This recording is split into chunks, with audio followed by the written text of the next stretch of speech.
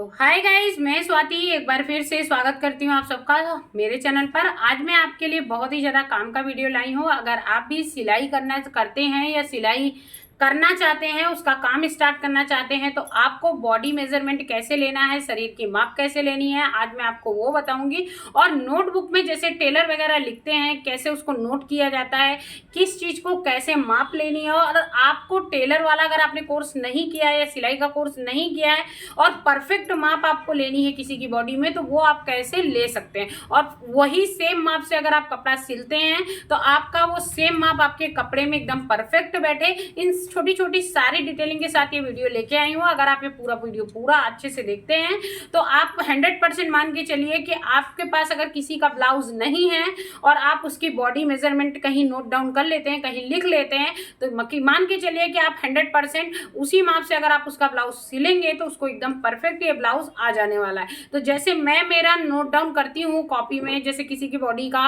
नाप लेके लोग नहीं आते हैं और उनकी बॉडी मेजरमेंट लेनी होती है, तो वो हम कैसे लेते हैं। तो चलिए शुरू करते हैं आज का वीडियो। यहाँ पे मैंने ये सारी माप के नाम लिख दिए हैं। यहाँ पे जिसका भी माप होता है यहाँ पे हम नाम लिख देते हैं। ये मैंने लेंथ लिख दी है, लंबाई कितनी रखनी है ब्लाउज की, ये वो हो गया है। शोल्डर मतलब कंधे का माप हो गया, कितना हमको रखना है। ब्रेस्ट मतलब हो गया हमारा जो चेस्ट है वो कितना है, उसका हमको यहाँ माप लिखना है। वेस्ट कमर का कितना है, ब्लाउज की जो कमर होती है जहाँ पे लास्ट वाला हुक लगता है वो कितनी रखनी है, वो लिख दिया है। आस्तीन का माप है, स्लीव लिखा हुआ है, यहाँ पे आस्तीन का माप कितना रखना है वो रख दिया है। मतलब स्लीव का मतलब यहाँ पे हो गया स्लीव की जो लंबाई होती है वो हमको यहाँ पे कितनी रखनी है। तो यहाँ स्लीव की लंबाई का माप हो गया, ये हो गया मसल्स का माप, जो बाजू होती है वो कितनी है। यहाँ आर्म होल का माप हो गया है, जो कंधे के नीचे जो आर्म होल होता है उसकी कितनी लंबा माप रखनी है वो हो गया। और ये आस्तीन की जो आगे की राउंडिंग होती है, क्योंकि ऊपर हाथ मोटा होता है नीचे पतला होता है, तो जो राउंडिंग होगी वो कितनी रखनी है यहाँ पे हमने वो भी लिखा है। यहाँ पे मैंने नेक लिखा हुआ है कि लंबाई आगे का गला कितना रखना है और पीछे का गला कितना रखना है। यहाँ पे आप आगे फ्रंट और बैक करके भी लिख सकते हैं। तो यहाँ पे दो मापें लिखनी होंगी, एक हो जाएगी आगे का माप और एक हो जाएगा पीछे का नाप, क्योंकि आगे का माप अलग होता है और पीछे का माप जिसको जितना ब्लाउज में रखना हो, क्योंकि आगे का माप लोग ज़्यादा बड़ा नहीं रखते हैं पर पीछे का माप थोड़ा ज़्यादा बड़ा रखते हैं। तो सारी चीज़ें मैंने लिख ली हैं। अब मैं आपको अपनी बेटी के सारी बॉडी में ही मेजरमेंट करके आपको सिखाती हूँ कि आपको ब्लाउज का माप कैसे लिया जाता है और कैसे उसको लिखा जाता है। तो चलिए आइए शुरू करते हैं। किसी भी व्यक्ति का अगर आपको माप लेना है तो सबसे पहले उसको टर्न कर देना है, मतलब बैक साइड को फोल्ड मतलब मोड़ देना है आदमी को उसके फेस से। स्टार्टिंग हमेशा पीठ की तरफ से ही ब्लाउज की माप की करनी है। तो शोल्डर पे यहाँ पे फीता रखना है और ब्लाउज जितना लंबा आपको चाहिए उतना लंबा रखना है। 15 या 16 इंच मिनिमम माप होती है ब्लाउज की। तो उसके रिक्वायरमेंट के हिसाब से आपको जितना भी माप ब्लाउज का लेना है उतने हिसाब से आपको यहाँ पे माप ले लेनी है और इस माप को आपको अपने कागज पे नोट डाउन कर लेनी है। तो ये यहाँ मेरी बेटी है, थोड़ी इसकी हाइट भी छोटी है, उस हिसाब से मतलब हम यहाँ पे 11 इंच मान के चलते हैं, आप इसको 16 या 15 इंच मान लीजिएगा। तो यहाँ पे हमको ऐसे करके इसकी लंबाई ले लेनी है। चलिए हमने यहाँ पे मान लीजिए लंबाई यहाँ पे ले ली है। ये यहाँ पे हमने मान लीजिए आप यहाँ पे हमने 11 पे हमने रखा है। कमर तक ही होता है, 15 या 16 जो भी होता है वो हम यहाँ पे लिख देते हैं। तो यहाँ पे हमको जो लेंथ वाला हमने यहाँ पे लिखा हुआ है सबसे ऊपर वाला, यहाँ पे मान लीजिए हम यहाँ पे मान लेते हैं कि ये यहाँ पे हमने 15 इंच का ब्लाउज लिया है। जो सामने वाला व्यक्ति है उसको आप मान लीजिए काफी लंबा है और हमने यहाँ पे 15 इंच उसकी लंबाई ले ली है। अब आपको क्या करना है बाकी माप में, सबसे पहले अगर मान लीजिए बोट नेक है या फिर कोई मतलब पीछे से बंद वाले ब्लाउज हैं तो वहाँ पे आपको शोल्डर का माप लेना सबसे ज़्यादा इंपॉर्टेंट हो जाता है। मैंने पहले भी ब्लाउज के सिलने में आपको बताया हुआ है। तो यहाँ पे हमने इनकी शोल्डर का माप लिया है, तो ये 12 इंच आ रहा है। तो 12 इंच में हमने यहाँ पे शोल्डर लिख लिया है, ये हो गया शोल्डर का माप 12 इंच। अगर बोट नेक है या पीछे से बंद गला है तो शोल्डर का माप बहुत ही ज़्यादा इंपॉर्टेंट होता है। अब आप आदमी जो इसका भी आप माप ले रहे हैं उसको आप एकदम सीधा कर लीजिए। मैं बहुत ही सरल भाषा में आपको बता रही हूँ, आपको अच्छे से समझ में आ जाएगा। तो यहाँ पे आपको रखना है ऊपर फीता और जहाँ पे उसका ब्रेस्ट है, ब्रेस्ट वाले भाग पे आपको ऐसे फीता रखना है और यहाँ से उसके ब्रेस्ट का माप लेना है। तो यहाँ पे 25 इंच आ रहा है, तो यहाँ पे हम ब्रेस्ट वाले भाग पे लग देंगे 25 इंच। तो ये हमारा ब्रेस्ट पे हो गया 25 इंच। ब्लाउज आपका एकदम कमर तक आता है, तो जहाँ पे आपका ब्लाउज खत्म होता है वहाँ पे आपको फीता एकदम टाइट लगाना है, एकदम टाइट लगाना है। और कमर का भाग कहाँ पे आ रहा है वो आपको समझ लेना है। तो ये हमारा आ रहा है 21 इंच पे, क्योंकि नीचे से ब्लाउज पूरा टाइट होता है, इस चीज़ का विशेष ध्यान रखिएगा। वहाँ पे लूजिंग देने की आपको ज़रूरत नहीं है। तो ये हमने यहाँ पे लिख दिया है 21 इंच, ठीक है। अब हमको यहाँ पे लेना है स्लीव का माप। तो स्लीव का नाप के लिए आपको क्या करना है कि शोल्डर के थोड़ा सा ऊपर से पार्ट से हमको फीता रखना है और एल्बो आस्तीन रखनी है, तो यहाँ तक माप लेना है।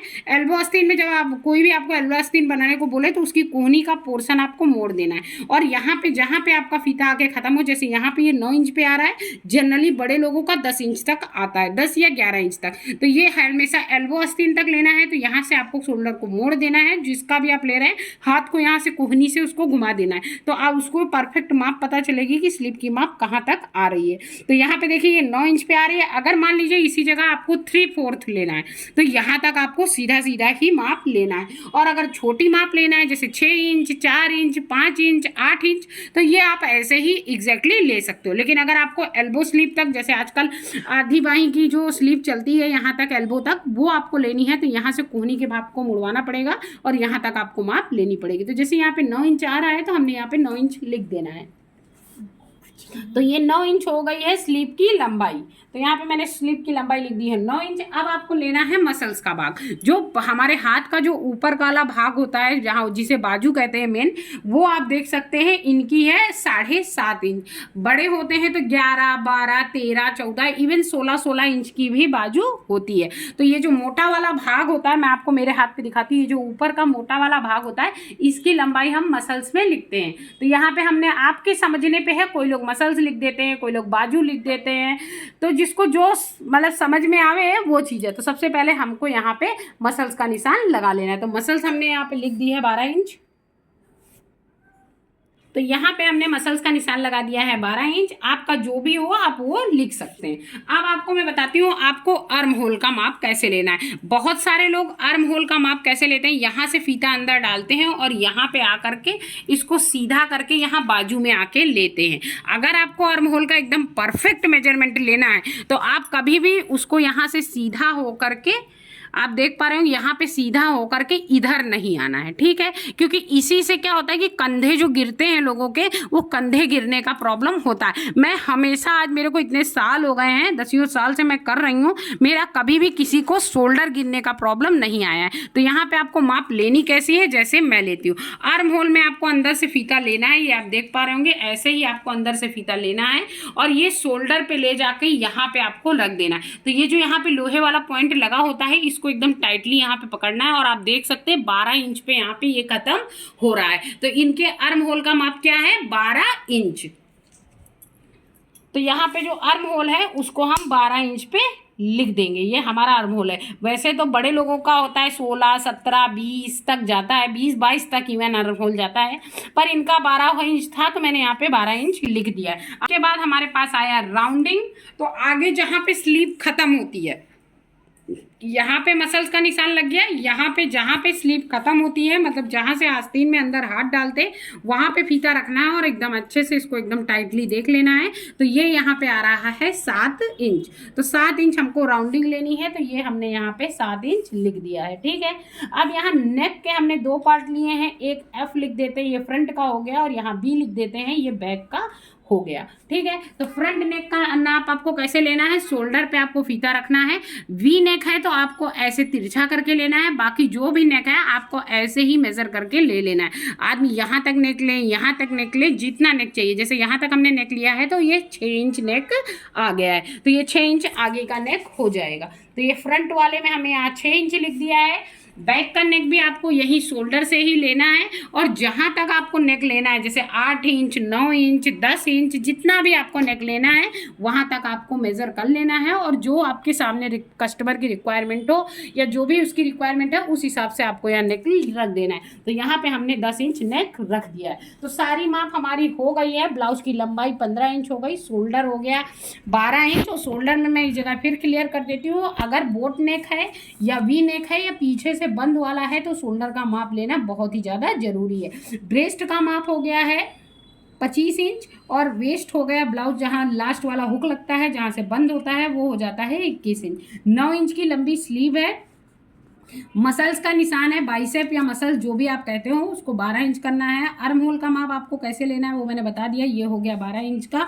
और यहाँ पे जो स्लीव जब जहाँ से हम हाथ डालते हैं उसकी राउंडिंग हो गई 7 इंच, आगे का नेक हो गया 6 इंच, पीछे का नेक हो गया 10 इंच। तो मैंने सारी चीज़ें आपको बता दी हैं और इसी तरह आपको माप लेना है। तो काफ़ी परफेक्ट मेजरमेंट से आप माप ले सकते हैं। और एक चीज़ और भी है, ब्लाउज में अंदर 5 सिलाई हम रखते ही हैं तो ढीला टाइट तो कर सकते हैं, लेकिन जो आर्म होल का माप है जैसे मैंने बताया है वैसे एक बार आप लेके ट्राई कीजिए, कभी भी आपको शोल्डर गिरने की समस्या नहीं आएगी। 101% कभी भी आपको शोल्डर गिरने की समस्या नहीं आएगी। टेलर खाली आर्म होल में आपको इतना ध्यान रखना है कि जैसे हमें टेलर वगैरह बताते हैं कि हम इसको ऐसे ले जाते हैं और यहाँ पे रख करके इसको नीचे लाते हैं, और जितना हमारा आर्म होल होता है, जैसे ये 10-9 इंच है तो ये होता है आर्म होल का माप। पर आप हमेशा माप ऐसे लेंगे जैसे मैंने आपको बताया है, तो कभी भी आपका शोल्डर नहीं गिरेगा। जैसे वैसे मैंने नापा था तो ये 10 इंच पे आ रहा था, ये देखिए यहाँ पे मैंने आर्म होल का माप लिया है, ये 13 इंच पे आ रहा है, जहाँ पे हमारे फीते का स्टार्टिंग का पार्ट खत्म हुआ है। तो अगर आप इस तरह आर्म होल का माप लेते हैं, एकदम पूरा नीचे से पट्टे को डाल करके पूरा ऊपर आ करके यहाँ पे ला करके आप देखते हैं, जहाँ पे आपका स्टील वाला ये खत्म होता है फीते का, आप देख पा रहे होंगे पास से, जहाँ पे ये स्टील वाला पॉइंट खत्म होता है, और ये देखिए ये 13 इंच आ रहा है। दोनों पार्ट को मिलाते हैं फीते का तो ये 13 इंच आ रहा है। इस तरह आप माप लेते हैं तो कभी भी आपको शोल्डर के गिरने का प्रॉब्लम कभी भी नहीं होगा। तो आप एक बार इस तरह ट्राई कीजिएगा, 100% वर्क करता है। तो मैं हमेशा ऐसे ही माप लेती हूँ, इसलिए आपके साथ ऐसे ही शेयर किया है बताने के लिए। तो ऐसे बताया जाता है, जो इसका मेन पर्पज है कि यहाँ से फीता पहले ऐसे रख लिया जाता है और उसके बाद यहाँ लाया जाता है, तो उसमें क्या होता है कि शोल्डर गिरने के चांसेस बहुत होते हैं। तो मैं हमेशा ऐसे ही लेती हूँ, मेरा हमेशा अंदाजा एकदम अच्छा बैठा है आज तक, इसलिए मैंने आपके साथ ऐसे ही शेयर किया है। तो इसी तरह आप आर्म होल का माप लीजिएगा। तो आई होप सो मैंने जो आपके साथ शेयर किया है माप लेने का तरीका, आई होप सो वो आपको समझ में आया होगा 100%। अगर आपका कोई भी क्वेरी है या कोई भी क्वेश्चन है तो आप हमसे कमेंट्स बॉक्स में पूछ सकते हैं और मैं आपका 100% उसका जवाब भी दूंगी। अगर आपको हमारा बनाया हुआ ये वीडियो पसंद आया हो तो प्लीज़ हमारे चैनल को सब्सक्राइब कीजिएगा, वीडियो को लाइक कीजिएगा और हमें सपोर्ट कीजिएगा। सिलाई से संबंधित अगर आपको और भी कोई जानकारी चाहिए तो प्लीज़ हमें कमेंट बॉक्स में कमेंट कीजिएगा, हम उसको ज़रूर ही क्लियर करेंगे। फिर मिलूंगी गाइस एक नए वीडियो के साथ, तब तक के लिए बाय बाय, जय श्री कृष्ण।